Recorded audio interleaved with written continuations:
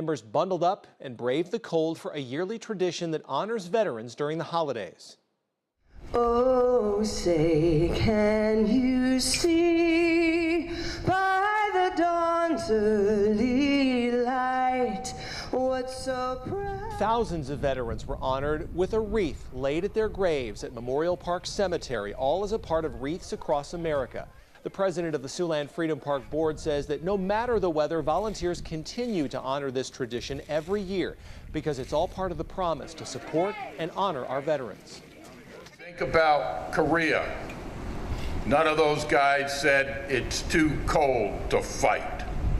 Well, it's not too cold to put a wreath out here at the cemetery in honor of veterans. Great West Casualty Company showed its support as the major underwriter for the Wreaths Across America program. Great West Senior Vice President Steve Ponder stands behind this tradition because many of Great West employees served as active members of the military or as a reservist.